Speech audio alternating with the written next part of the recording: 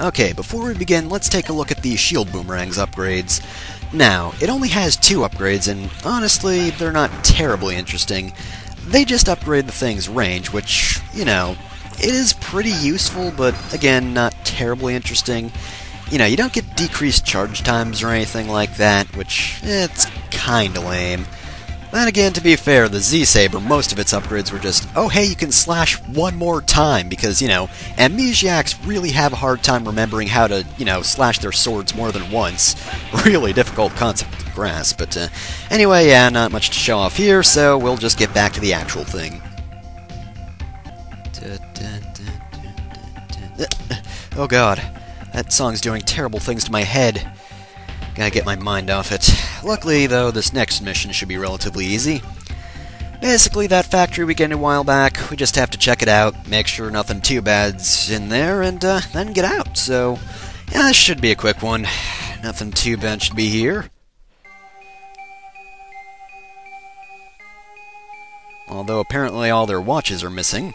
Ooh, spooky. Spooky music. Ooh. Wait, what? What's this? A boss already?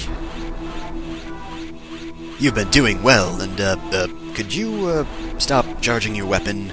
The sound's kind of getting distracting. Alright, so, this is Phantom, leader of the, Zene Gundam, I believe that unit's name is, which, well, if you couldn't tell, are the stealth units of Neo Arcadia, and speaking of stealth, Phantom here was designed off X's stealth capabilities. I didn't know that X had stealth capabilities, though I guess he has jumped over a few cursors sometimes that would have activated alarms or something like that, so maybe that counts. Anyway, Phantom is pretty much the easiest of the 4 Guardians, because, well, I guess he kinda had to be balanced since he has no elemental weakness. Hypera is a bit easier without his... with his weakness, but Phantom here is surprisingly predictable given, you know, you'd think he would be quick on his feet and all that, but no, he is fairly easy. He is very easy to predict, his moves aren't all that difficult to dodge. His X attack can be a bit of a pain, though, because as you can see, he's hidden himself, and he'll just go to random spots and throw kunai, which do give away his position. It actually kind of reminds me of one of the Wily fights. I think it's Mega Man 4's Wily fight, you know, where Wily disappears and then shoots stuff at you. Maybe that was 5, I forget, but he can't chain them together, but still, he went down pretty damn easily. And I defeated him like a samurai or something. I jumped up, slashed him, and now I'm facing away from him, even though I'm sort of next to him and he's, you know, kneeling and all that.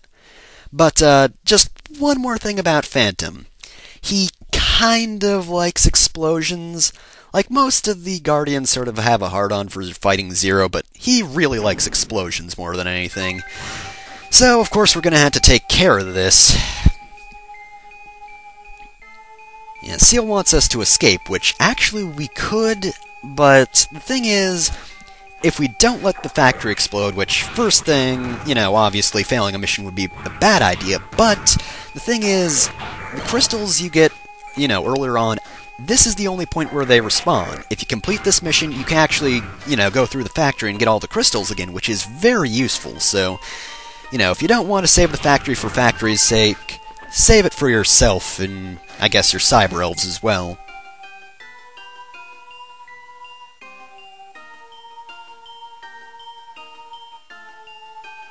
Well, Ciel is relatively easy to convince. You just have to go in a little farther, and she's like, oh, fine, I'll help you. Well, she doesn't really help you all that much. She just tells you there's 8 bombs, which is vaguely useful, but anyway, yeah. Luckily there's no stealth section this time around, given, you know, we sort of own the factory.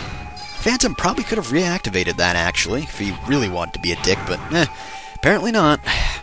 Do have to say, though, I find him using explosives kinda weird. I mean, on one hand, it makes sense for a stealth unit to do that, because of course they can just stealth around, place some bombs, and then that's a good tactic for getting rid of their enemies. But on the other hand, it's kind of easy to notice explosions, because, you know, they're kind of gigantic and loud. So you'd think that would sort of be against the whole, you know, stealth unit thing. Nah, well, whatever. Unfortunately, Phantom did reactivate these things, so oh boy, I get to be nervous over a pit again. And of course, there are explosives placed over here. Like that one, you can see it's up there. You don't just get to travel to the other end of the area. Unfortunately, you do have to take some stops, which makes this a bit more of a risk. I believe there are 3 bombs up here overall. Or maybe it's just... No, yeah, there's one over there and one over here, okay. Make sure not to get hit by anything, because of course you could plummet to your death. Now granted, having to fight Phantom over again really isn't that bad, because again, he's pretty easy, but I don't want to fall and die, because that would suck. But luckily we have all the bombs, and if I could just get down here without sliding to my death, that would be nice. Or I could be electrocuted off a cliff and die. I want to keep that tick with Phantom. And I'm finally back here where I died in a dumb way. And hopefully that doesn't happen again, because, well, I'm kind of dumb when it comes to this area. I always die in stupid ways and take needless damage, and I almost died the same way I died last time. Isn't that lovely? See what I mean? I don't know why but I'm just incompetent with this area.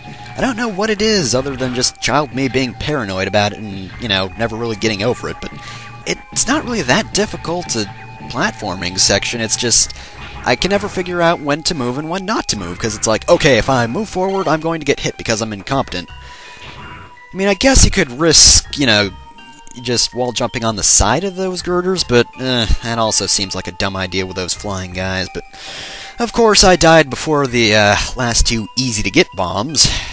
I don't think I did as well against Phantom this time around. Ooh, jeez, yeah. 24 damage. Yeah, not the best runs. Could have done much better. I think I did better last time, other than the whole dying part of it, but not terrible. I'm still at an A rank. That'll be neat. Get to see the next boss's X attack. Yay.